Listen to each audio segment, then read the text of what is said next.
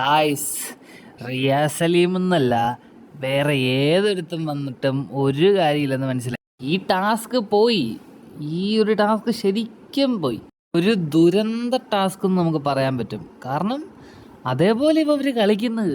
ഈ റിയാസ് സലീം വന്നിട്ട് എന്തെങ്കിലും ഉണ്ടാക്കുമെന്ന് ഓർത്ത്. പക്ഷേ അവൻ അതിനേക്കാൾ വലിയ ദുരന്തം. അവൻ വന്നിട്ട് എന്ത് തേങ്ങയൊക്കെയാണോ കാണിക്കുന്നത്. സത്യമായിട്ടും ഇപ്പം ഞാൻ പ്രഖ്യാപിക്കുന്നു, ഈ തവണത്തെ ഹോട്ടൽ ടാസ്ക്കാണ് ഏറ്റവും വേസ്റ്റ് ടാസ്ക്. കഴിഞ്ഞ തവണത്തെയും അതിൻ്റെ മുന്നത്തെ തവണത്തെ ഹോട്ടൽ ടാസ്ക് എന്നൊക്കെ പറഞ്ഞാൽ കുറച്ച് മെനയെങ്കിലും ഉണ്ടായിരുന്നു. ഇതൊരുമാതിരി ദുരന്തം എന്നൊക്കെ പറഞ്ഞാൽ ലോക ദുരന്തം. ഇത് എൻ്റെ ഒപ്പീനിയനാണ് കേട്ടോ. നിങ്ങൾക്ക് ചിലപ്പോൾ വേറെ ഒപ്പീനിയൻ ആയിരിക്കും. അത് നിങ്ങൾ കമൻറ്റ് ചെയ്യുക. നമ്മുടെ ഈ റിയാസ് സലീം വന്നിട്ടും ശോഭ വന്നിട്ടും ഷിയാസ് കരീമും വന്നിട്ടും ഒരു മെച്ചവും ഇല്ല. അത് വെറും ദുരന്ത ചോയ്സുകളായിരുന്നു നമ്മുടെ ബിഗ് ബോസിൻ്റെ. വേറൊരു കാര്യം ഓർക്കണം, ഇവരൊക്കെ ഇതാണ് കളിച്ചിട്ടുള്ള ടാസ്ക്കാണ്, എന്നിട്ടാണ് ഇതേപോലത്തെ ദുരന്തങ്ങൾ കാണിക്കുന്നത്. ഈ ടാസ്ക് കൊണ്ട് ആകെ കുറച്ച് ഗുണം ഉണ്ടായെന്ന് പറഞ്ഞാൽ വേദലക്ഷ്മിയുടെ ഗ്രാഫ് കുറച്ച് കൂടി. അത് നിങ്ങൾ കാണുന്നുണ്ടല്ലോ. കാരണം ഈ വന്നവരെല്ലാവരും നമ്മുടെ വേദലക്ഷ്മിയാണ് ടാർഗറ്റ് ചെയ്യുന്നത്. ആ ഒരു രീതിയിൽ പുള്ളിക്കാരത്തി നല്ല കൗണ്ടർ അടിച്ച് നല്ല ഫാൻസിനെ കൂട്ടുന്നുണ്ട്. അതേപോലെ തന്നെ നമ്മുടെ റിയാസിൻ്റെ ഹെയ്റ്റേഴ്സ് അതിപ്പോൾ നേരെ തിരിഞ്ഞ് ലക്ഷ്മിയുടെ വോട്ടേഴ്സും ആയിട്ടുണ്ട്.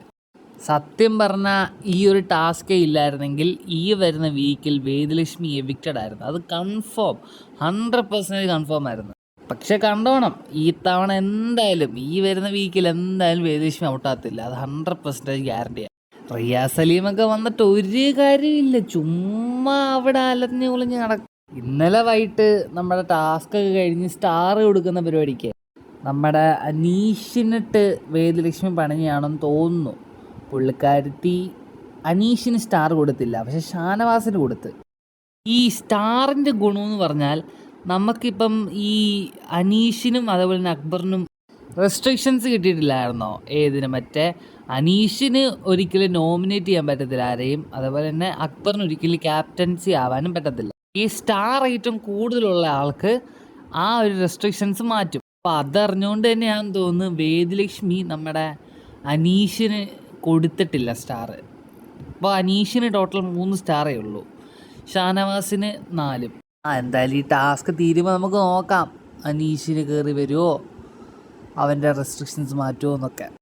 എന്തായാലും ഈ ഒരു ടാസ്ക് ഇങ്ങനെ പോയാൽ എന്തായാലും ആൾക്കാരെ വെറുപ്പിക്കത്തേ ഉള്ളൂ.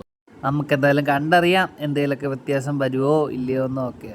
അപ്പോൾ കൂടുതൽ വീഡിയോസിനായി സബ്സ്ക്രൈബ് ചെയ്യുക. See you in the next update.